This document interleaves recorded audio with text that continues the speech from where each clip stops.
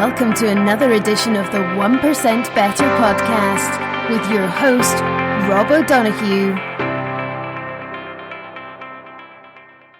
Tonight's book is called Sway, and Niamh has kindly put herself forward for it without me going out and begging people to do it. So that's always good. I don't like getting to the begging part, but I will do it if I have to do it. But Niamh, all yours. Really looking forward to this one. Great, thanks, Rob. It's good to be here trying this again.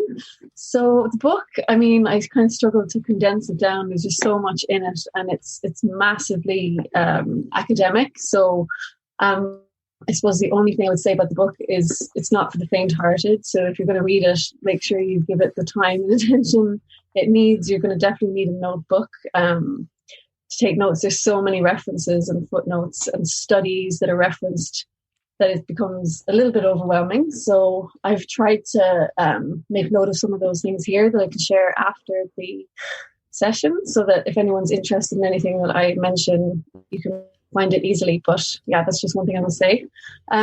So this book is called Sway, and it's about unraveling unconscious bias. And it's by a lady called Dr. Pragya Agarwal, and she is an activist, a behavioural and data scientist, speaker and consultant.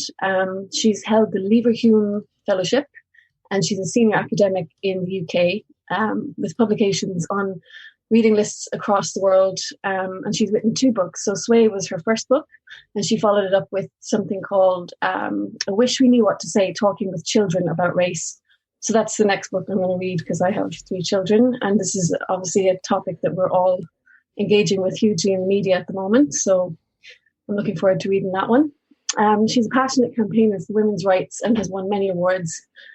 And she also has 2 mini podcast series called Outside the Boxes and Wish We Knew What to Say About Race. Those 2 podcasts, I'll send links to those as well after the session.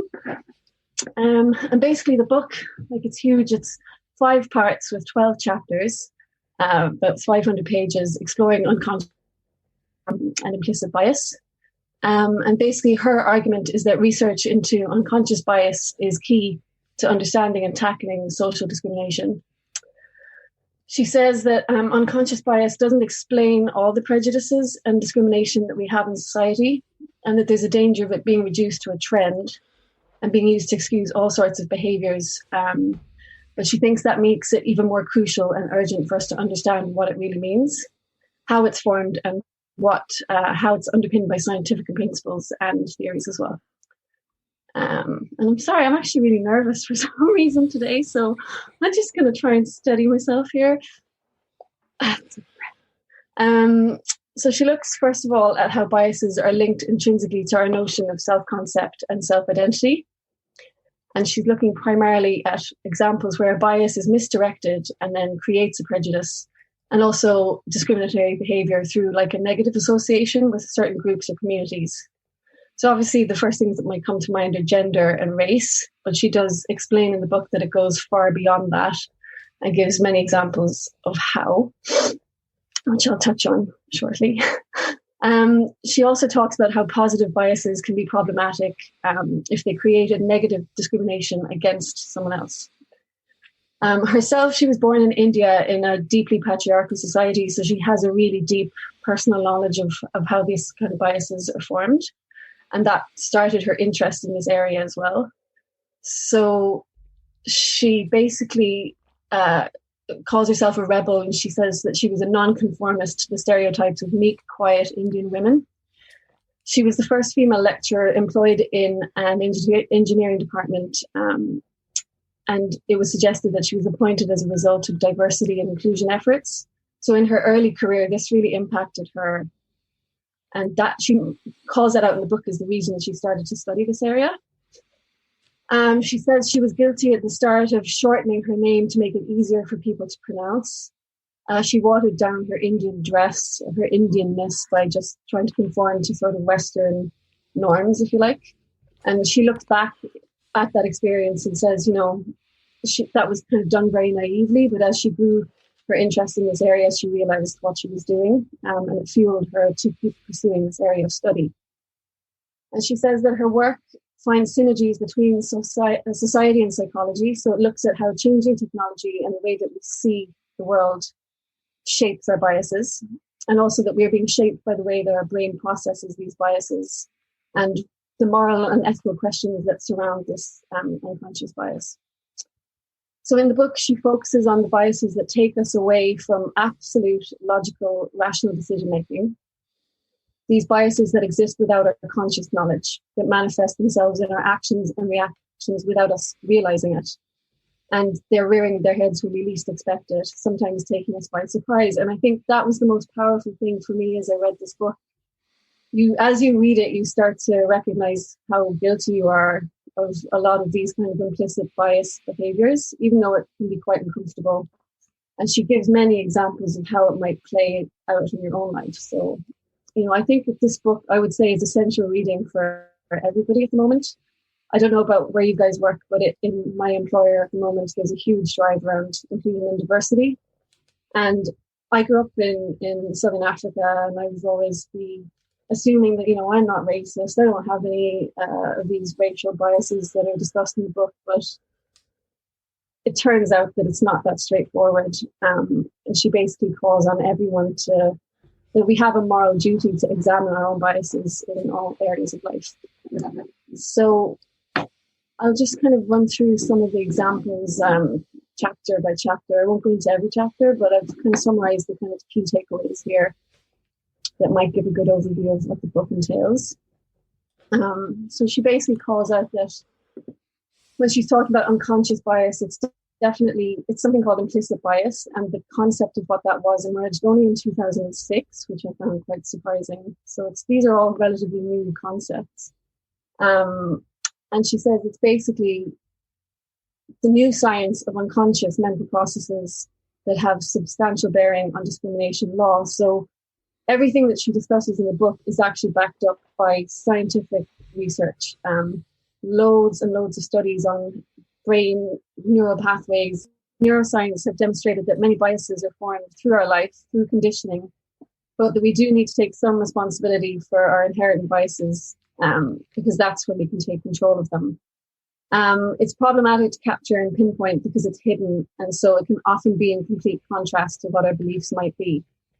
And she talks about the unreliability of psychometric tests, like there's one called the IAT test, and it's been proven to be ineffective at actually identifying unconscious bias. So if unconscious bias cannot be measured reliably, how can we really take control of it, she asked. And if I don't know about it, am I really responsible for it? So obviously the areas that she's looking at would be race, gender, but she says it goes further into disability, sexuality, body size, even profession, and so on. And she highlights the role that comedians can play in exposing unconscious biases in society, which I thought was really interesting. So she talks about how they use unconscious bias to deliver their effective punchlines by touching on incongruities in society. And I think two people who really do this quite well around the areas of race and gender would be Bill Burr and Lois C.K. I don't know if you know either of them. I mean, Bill Burr can just have you almost just cringing. He talked race, actually, but he would be somebody who came to mind when she referenced comedians there. So she gives some kind of light examples of bias just to start us off. She was saying when YouTube launched the video upload feature, 5 to 10% of videos that were uploaded upside down. The Google developers were baffled, and they realized that it actually wasn't poor design, but they had actually only considered right-handed users when they designed the feature. So their unconscious bias had overlooked the fact that left-handed users would turn the phone by 180 degrees. So, I mean, that is quite a light bias, but as a left-handed person, I kind of felt that one to my core, And she talks as well about how societal norms tend to define our biases. So right-handedness would be a societal norm. Also, being a man is actually a societal norm, Rob, and Ron, if you didn't know. Males are the standard reference population, which results in very obvious gender bias. So she talks then in chapter 1 about gut instinct, and it's all around this Thinking Fast and Slow concept, if you've read that book by Daniel Kahneman. Yeah. And she starts out talking about how she had a situation with her daughter where she went to the doctor because her daughter wasn't well, and the doctor kind of fobbed her off a couple of times. And so over the course of 2 weeks, she had a flu. And then one evening, she just felt, no, actually something's not right. I have to rush to emergency. Went there, and it turned out her daughter was in sepsis shock.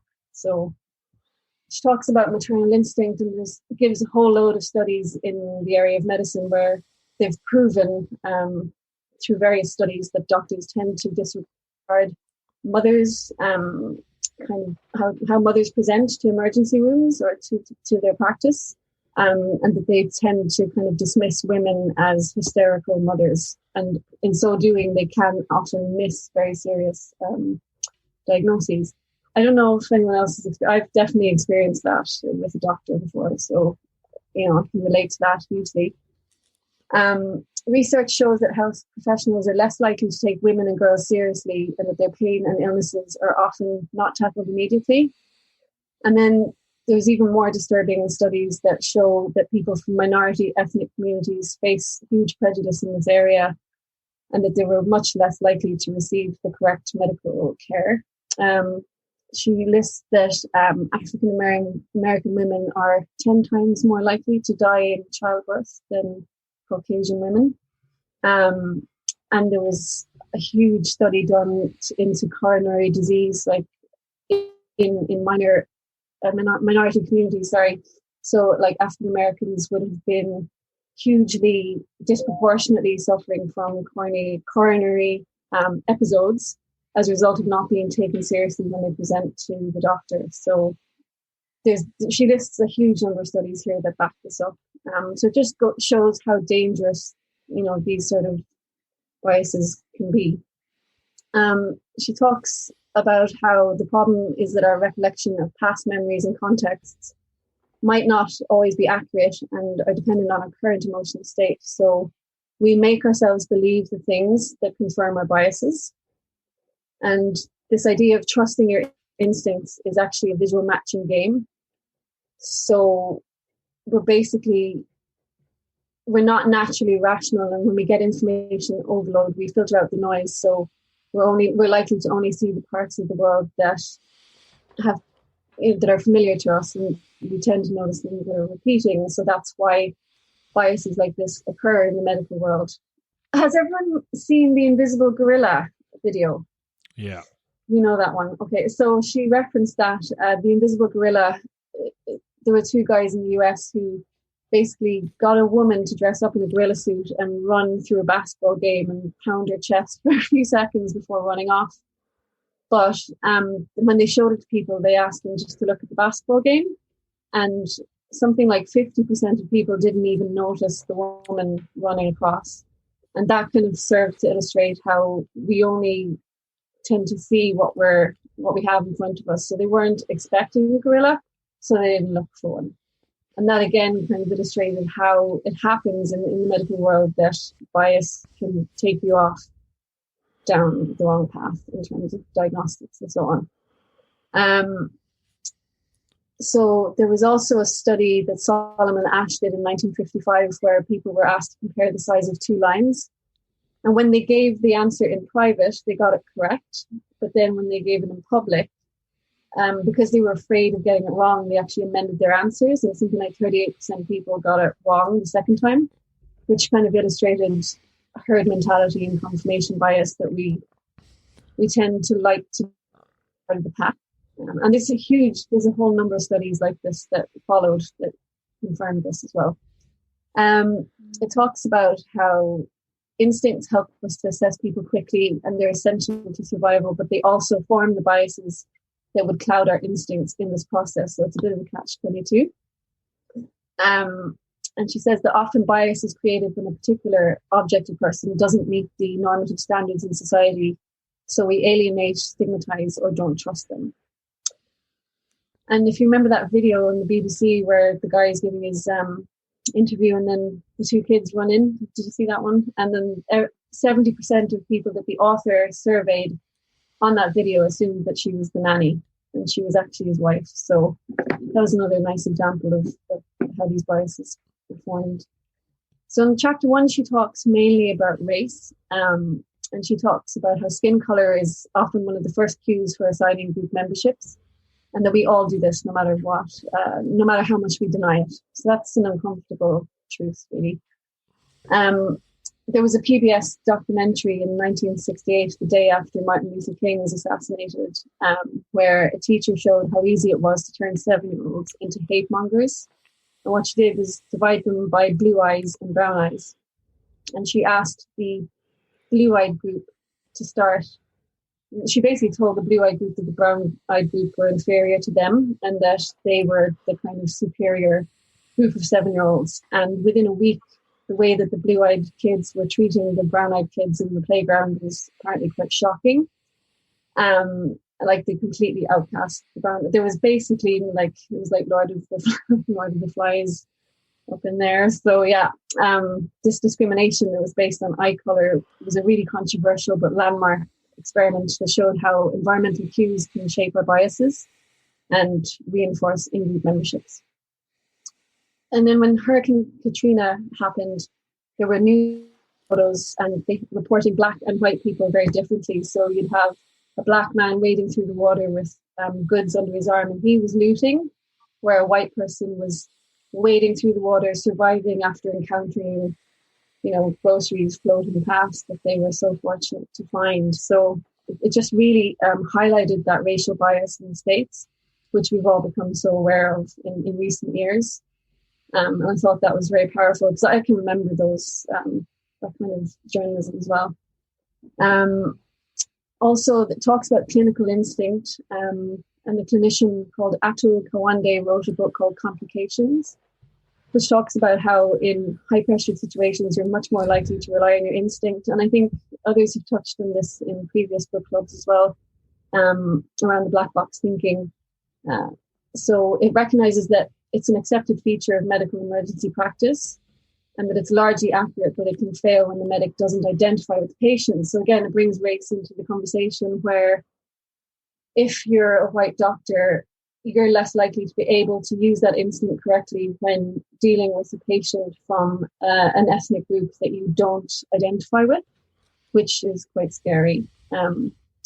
So she found that 44% medics were accurate when operating on instinct alone, so that leaves another 66% where you're wondering what are the factors that cause that not to work. And she suggests that it could be to do with in-group, out-group associations around race. In chapter 2, she talks, it gets into the kind of cognitive side of things, and it talks a lot about neuroscience and the evolutionary I suppose, the development of the theories that bring us up to today in our understanding of how the brain works in social and, neuroscience contexts.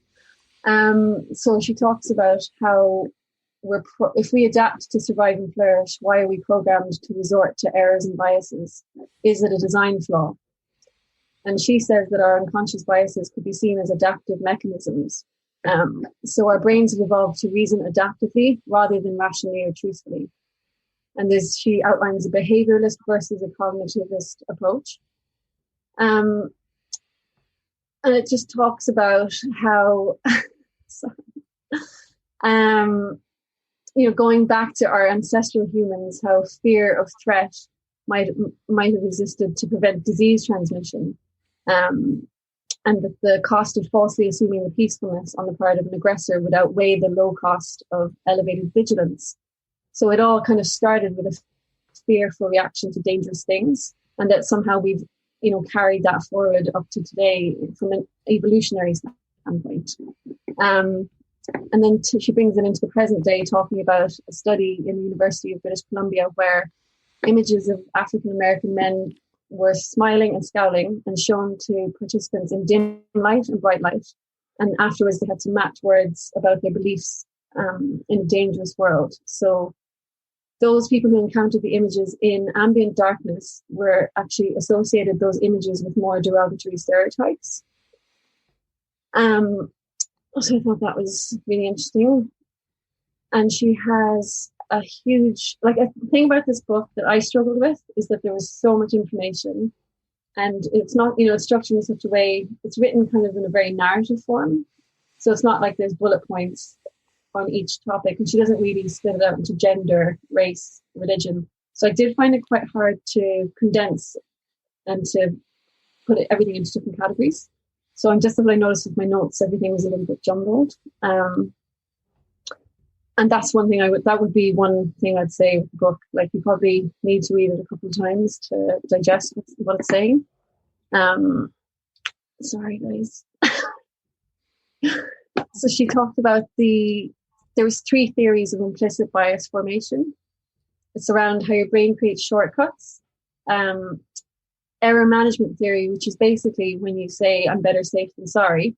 And artifact theory, which is that biases are a product of applying the wrong strategies in the wrong contexts. From social psychology, they say we form biases to form a sense of self and identity because we're all basically selfish. And, in 1906, William Graham Sumner had a book called Folkways on ethnocentrism.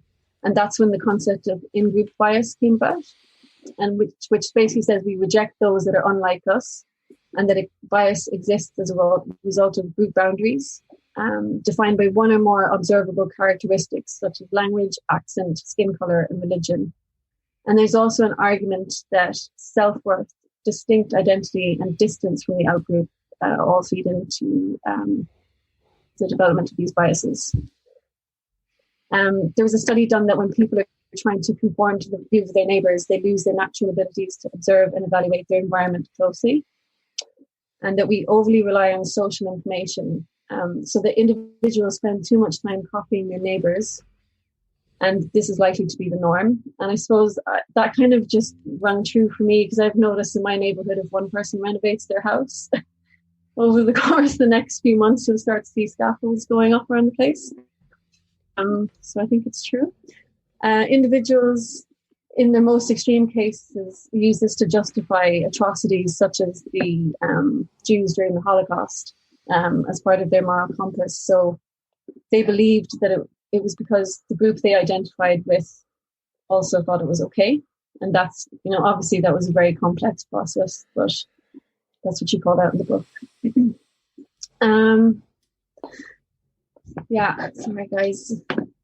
So in chapter 3, she looks at children and stereotyping by race and gender. So she says that children as young as 6 start stereotyping by race and gender, and children as young as 9 months can show preference for race and color of those they're most exposed to in their first year of life. So that's really interesting. Children with Williams syndrome do not demonstrate this behavior. And the first indication, this was the first indication of an absence of racial stereotyping in a human group. Williams syndrome is a rare syndrome. I actually know a girl whose child has it, so I'm going to run this by her after. Basically, they found out that the neural pathway responsible for racial bias is actually absent in children or people with Williams syndrome, which means there must be different neural behavioral mechanisms for racial and gender bias, which is really interesting. And is that just racial or gender bias? Does it exclude other types of diversities that might be disabilities or? Yeah, there was something there about how it doesn't apply with Williams syndrome. It only applied for racial, but it has led to studies around racial and gender bias. So it is specific, yeah. Which is mind blowing. And then also there's a lot around the brain structure, and the amygdala seems to be the key thing around bias. It plays a huge role in neurobehaviory around the assessment of fear and threat. And she called out Alex Honnold's film Free Solo. Have you seen that? There's this guy, Alex Honnold, and he climbs mountains without a rope. So he goes up practically vertical mountains without any safety support. And they did a study of his brain, and basically his amygdala doesn't light up in response to fear or threat. He had very minimal reactions. So that just showed that the the amygdala plays such a crucial part in fear and threat responses. So they believe it plays a really important role in our implicit biases and how we process those. There was a study done about in-group, out-group, where football fans witnessed a fan of their favourite football team and their rival football team experiencing pain. And they were able to choose to help the other person by enduring the physical pain themselves to reduce the other person's pain. So that was a study around empathy. And what that showed was that there's two processes at play to determine our level of empathy. And that's another neurobiological thing, which is interesting. And it showed that the more we know about the outgroup, the more we can basically show them empathy. And the more we know, the less we fear and the more we care. So I think that's an interesting lesson. They looked also at something called default bias with gambling. So basically, the study was showing. I'm lost here. Sorry. Oh God. No. I'm gone. No. I'm going to skip to the next part. Sorry. Mm-hmm. She talked about truth bias. So the percentage of statements judged as truthful are higher than those that are correctly classified as truthful overall. And that is really relevant to political parties who can create momentum and use herd mentality to influence behaviours and choices. And there's a lot about facial recognition as well in this book, talking about how we use faces to basically confirm in or out group biases. So in 2009, there was a study asking to rate female faces' attractiveness. And the second time they asked them to rate this, people changed their opinions based in the direction of the group judgment of attractiveness. So I thought that was interesting. So there's brain studies that were done in Harvard that show we make decisions about people who we perceive to be similar to us. And when we use different brain processes than when we judge people who are dissimilar to us. So that's really interesting. We're also better at recognizing our own race and our own gender's facial expressions and what they mean. So she says that faces play a key role in determining memberships. We're biased to find some faces more trustworthy than others. And again, it's all down to the amygdala. And interestingly, they said people with bilateral damage to the amygdala were not able to judge faces as trustworthy or untrustworthy. So I guess what I took from this was that a lot of our biases are actually partially to do with our neurobiology as well, which is fascinating.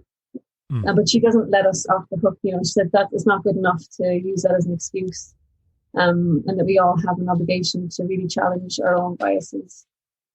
And her basic premise of the whole book really is that we'll never overcome bias. It's just inherent in all of us, but we have a social and moral responsibility to learn what our biases are and try to challenge them. And the only way of doing that is by becoming aware of them.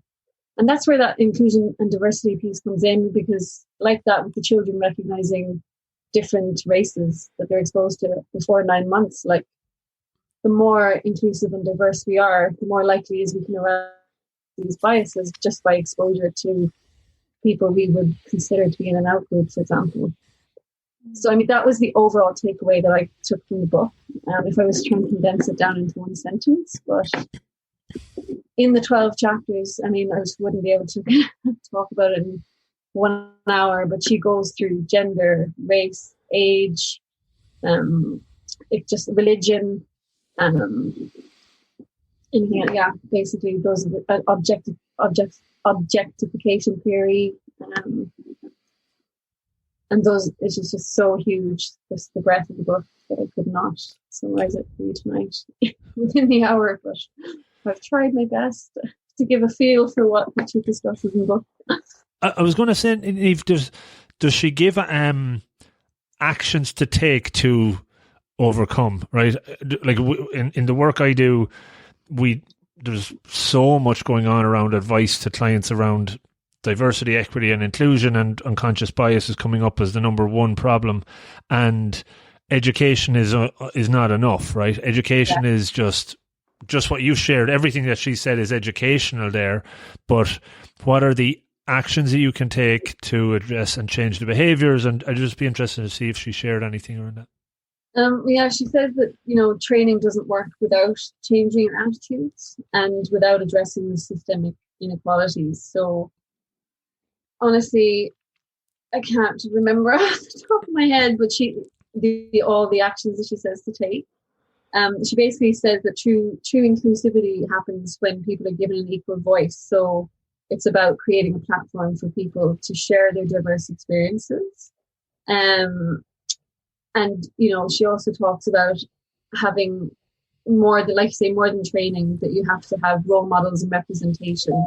So it's that piece around visibility. So like that, making sure that people from diverse groups are getting the jobs and getting the airtime to give voice to that. And then she also talks about, she doesn't actually I wouldn't say she gives a clear direction. That would be one of the limits of the book as well, where she doesn't give you it's more of a manifesto, but it's not with a directive. It's more like she puts it on the individual to take responsibility for their own biases just through awareness. So I would highlight that as maybe a weakness of the book, that it doesn't give a clear framework for moving forward. But it does provide you with, I would say, the kind of academic studies, like a huge breadth across loads of different disciplines to kind of, in your own head, get a true sense of what unconscious bias is. And I don't think I fully knew what it was before I read this book. I didn't really understand nuances as much as I thought I did. So I'd say she doesn't provide like a clear path forward. No. Mm-hmm. I think it's the really onus is on us to, as you said from the book, to recognize why do we get certain triggers? Yeah. Why do we believe certain things? And from studies that I've done on the workings of the brain, the ABCDO method could be applicable here. I don't know whether she mentioned that, but it is to do with challenging, with recognizing why do you have certain thoughts and behaviors and what beliefs it comes from, and rectifying it from there. So is that like a CBT method, or is it ABCDO? So there's the action, there's the belief, there's the consequence, and then I think you decide which action. There's also there's variations. I think, Mariana, there's an ABCDE version of it as well, but I think it is somewhat steeped in cognitive behavioral therapy and just being aware. Like, I would have often used it in coaching around fear of presentations, right? Just as an example, and that you're always then. Your belief is that everybody, and I'm not bringing this up because you've given yourself a hard time here tonight, Niamh. No, it's the one that I would have tried to get myself over in the past. But your belief is, oh my God, I'm doing a bad job here. But the actual reality is you're not. Like, it's just you're dwelling on what your belief, and you're trying to feed that belief to make it true. But in reality, it's the feedback would be certainly a lot more positive than you would think. And then that gives you that kind of, I suppose, confidence to say, well, actually, these are little things I need to work on, and these are things I'm good at. So, in a nice sort of way, that's kind of what that is. So. Yeah. Just say about, sorry. Oh. Yeah, no, perfect. I completely agree with Rob. Like, if we were to use an example, you've done so much better than you yourself credit for. That could be actually, we could use as an example to use this model. Yeah. No, it's just it's like that, if you feel like you're trying to develop something, at least you can find a safe space like this. And actually, that is one thing she says in the book about it's important to create safe spaces to discuss this. And I think that's probably the one action that isn't for individuals that she called out, that if organizations want to tackle unconscious bias, the need to create safe spaces to have the conversation. She doesn't say how you do that, though, which is the challenging part, right? Yeah. Now, I can only share from Apple. What I see at Apple is that they've got women at Apple, they've got Black at Apple, they've got LGBTQ at Apple. They've got they call them DNAs, groups, for pretty much every sort of minority group that you could imagine. Yeah. And they're really pushing it throughout the company, that they give, podcasts. They're doing International Women's Month. There's a huge amount of activity going on so that it's opening up the spaces to have those conversations. Huge amount of training for managers, challenges, like community challenges that we can all drive as well within our teams. So I guess that kind of aligns with what she suggests here. How about, Rob, what have you seen in the organizations you're dealing with, or what's working or not working?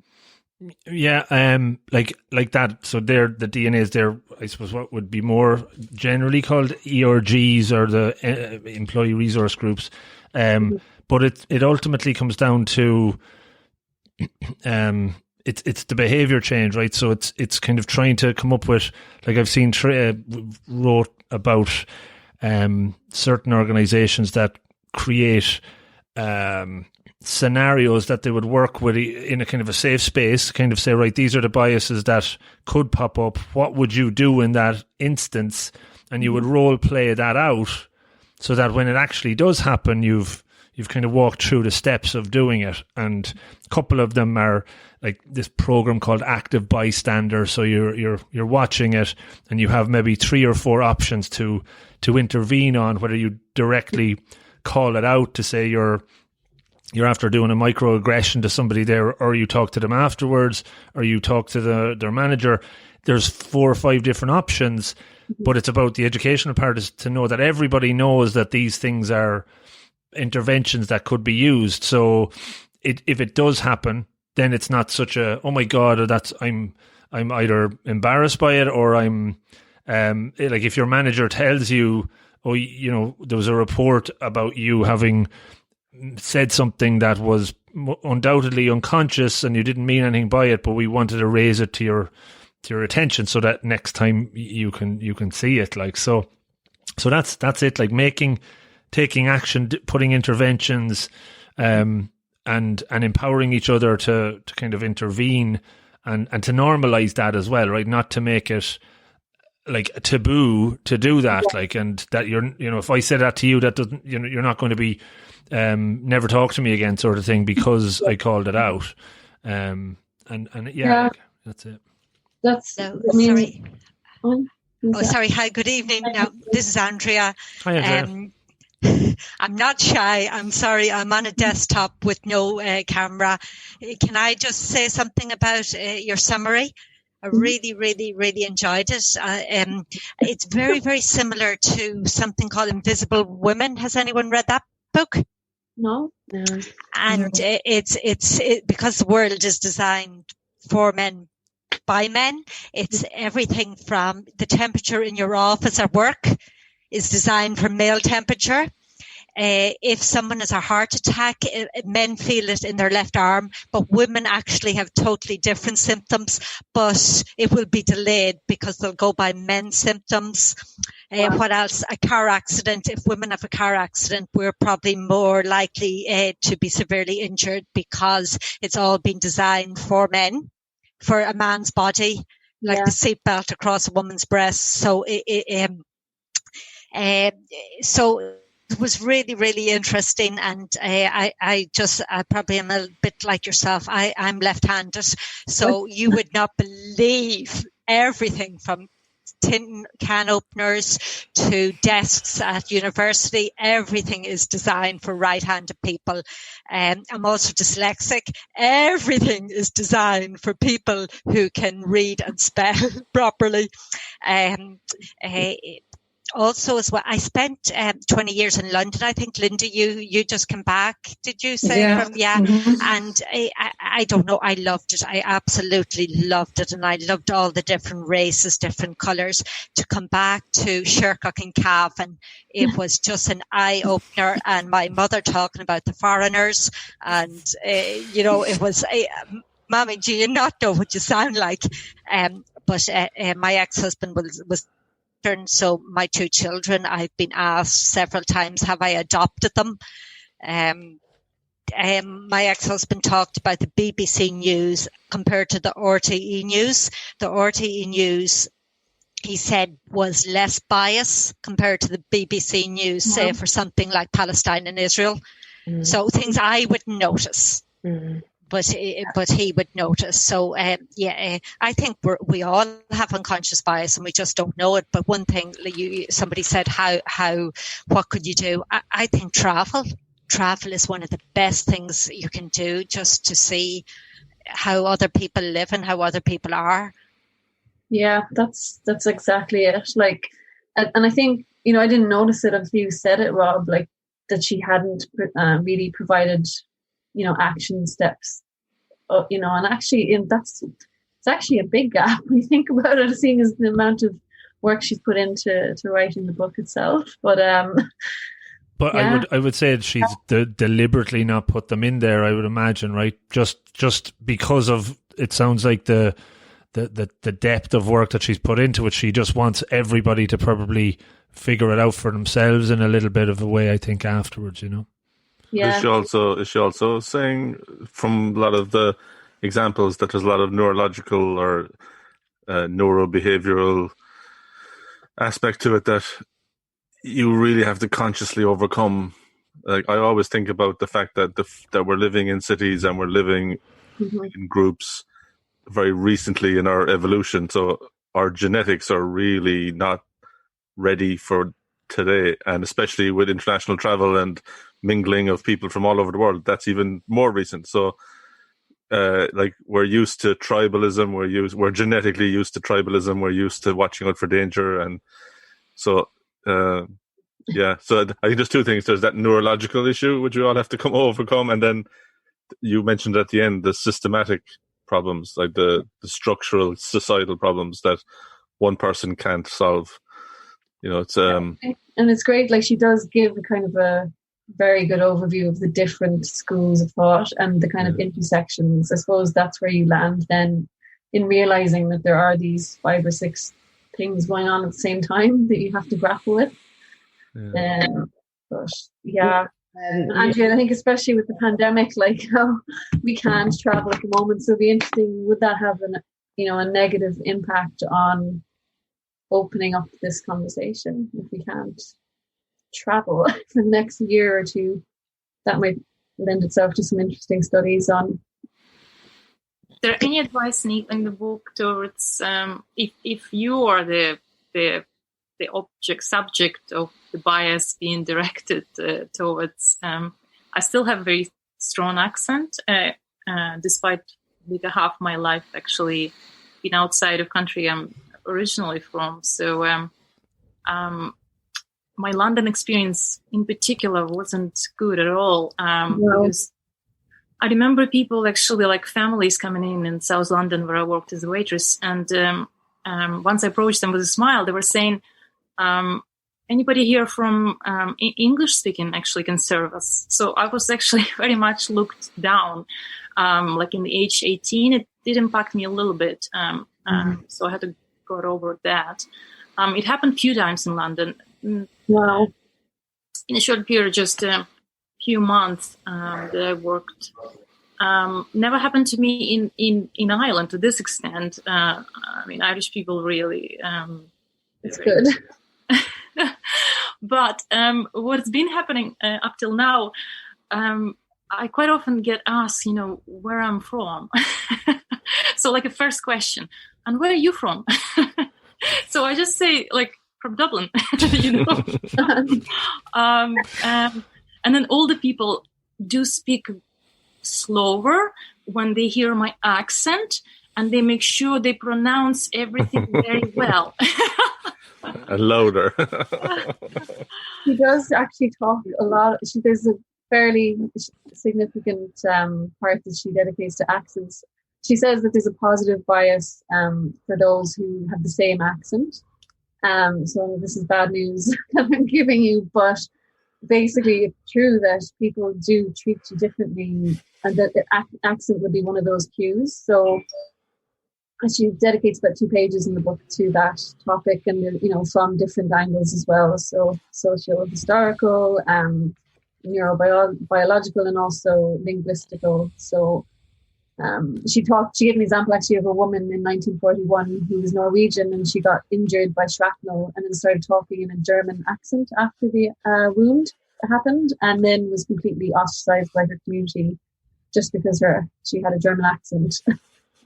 She gives a few more contemporary examples of how in-group, out-group thinking happens when you hear someone has a different accent from you. So it's a good strategy to tell them you're from Dublin, because it causes a kind of a cognitive dissonance, I think. It's like a pattern interrupt where you're like, they want to put you in a certain out-group box based on accent, and you kind of maybe give enough time to interrupt the quick thinking pattern that happens. So that's actually probably a good solution. But she doesn't give any. I'll continue to do that. Guidance, yeah. Niamh, I was just going to say, I had read last year that I think politics is the biggest divider in American families at the moment. And if you brought home a new girlfriend, boyfriend, whatever partner, what political party they're from is like the number one question, regardless of race or anything else, which I thought was really interesting, because my husband is American and they're Democrats, and it comes up at the dinner table. So it's amazing how divisive it is, actually.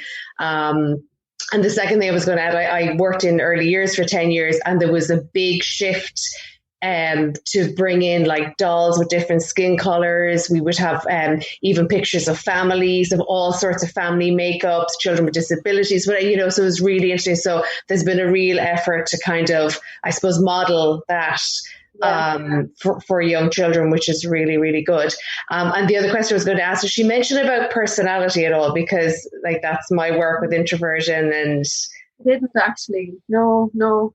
Interesting. And like Myers-Briggs, like politics came up a lot, especially around Hillary Clinton in terms of gender, and Trump in terms of that divisive in-out group thing.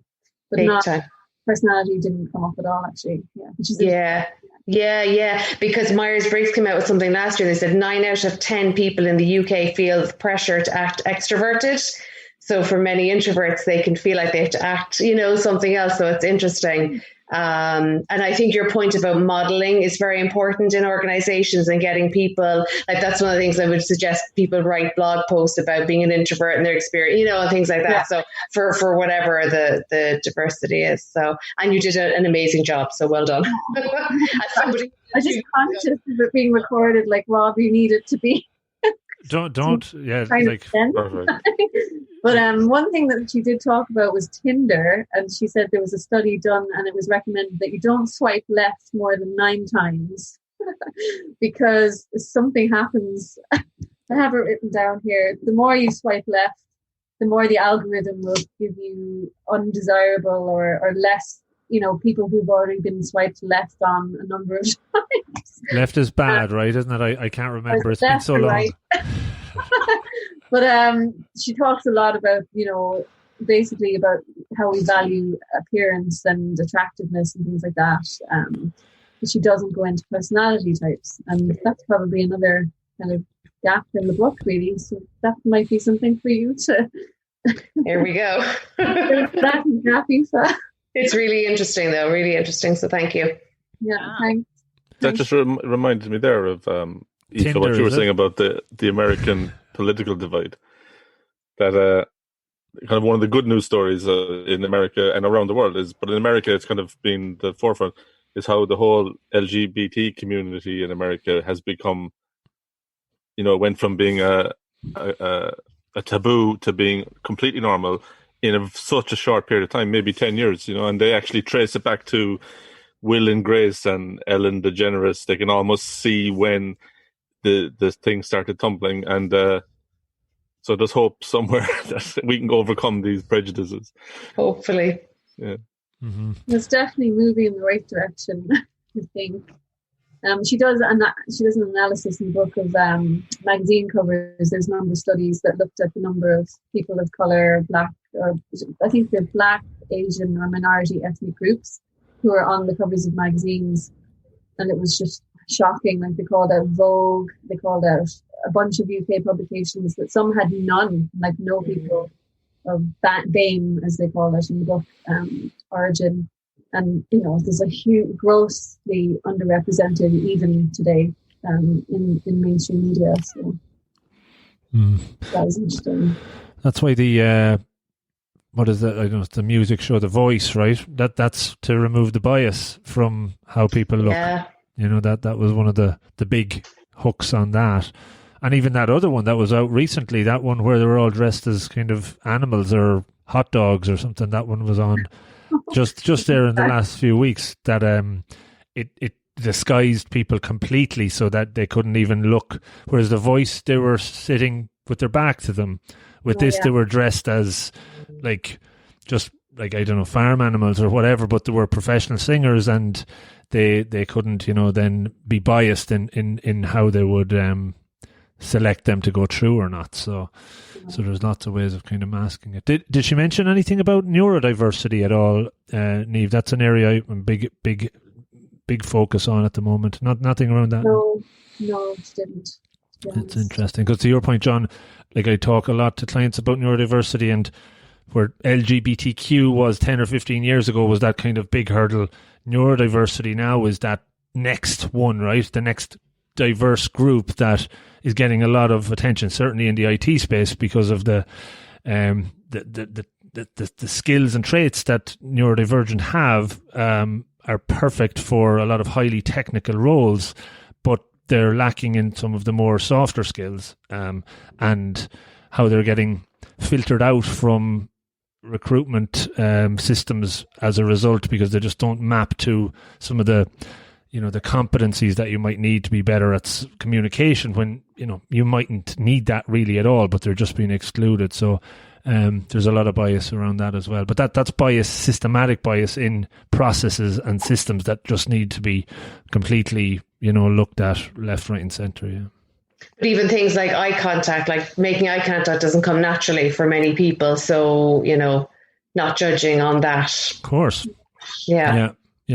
That's not going to make you a better software developer, but that is one of those factors that might unconsciously sway one person in one direction or not. So it's crazy. How can you tell an extroverted engineer? He looks at your shoes when he's talking to you. Let's talk actually about technology as well, and how we tend to believe that it's objective, and that we think that systems and processes are free of bias, but it's not true, because basically it incorporates the biases of the designers and the data engineers who develop systems, who, by the way, are majority white male, and reinforces that the existing bias and stereotype, and creates new ones that are then applied in the societal context that they're introduced into. So it's a kind of self-reinforcing loop of bias. Yeah, totally. So I'd recommend the book, but I'd say definitely I'll send over some links that I made a little document with links and stuff that might be of interest. But actually, if you want, send me the one-page summary and I'll put it in the template I use. So we have the perfect collateral.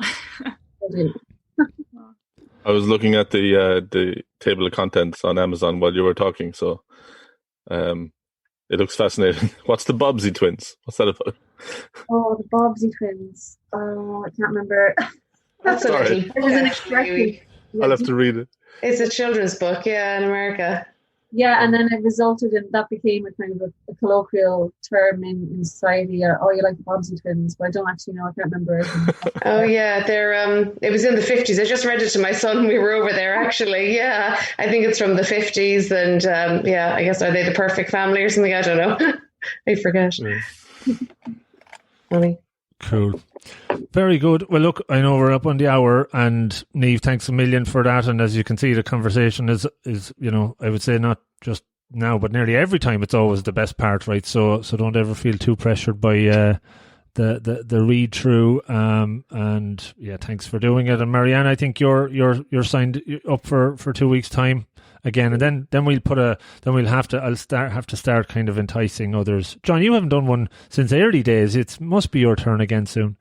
It must be, but you see, I don't read any of these books, so I don't. That's okay. Have any. we can bring something totally different in. I'd have to, yeah. Yeah. Diversity, yeah. What am I reading at the moment? Michael Palin's tour of North Korea. So that'll bring a different perspective to this. Anyway, yeah, I talked about analogies 2 weeks ago, so you can bring that in, John. Analogies, and we'll apply it to something. Yeah. Cool. All right, folks. Look, thanks again. Have a great rest of evening, bedtime. Good week ahead. Andrea, welcome again. I know this is one of your first ones, so thanks for chipping in on your comments as well. I enjoyed it. Thank you very much, everyone. Take care. Thank you. Bye. Good night, all. Take care. Guys. Thanks, Niamh. Good luck. Well done. Bye-bye. Hey, folks. Thanks so much for listening to the show. If you enjoyed it, could you please consider helping me extend the reach of the podcast that a little bit further? You can do that in a number of ways. The number one way is to subscribe on your app of choice. This helps me with the chart ranking, leading to more folks stumbling across the podcast and checking it out. You could also repost it on your social media channels. Any of them would be great.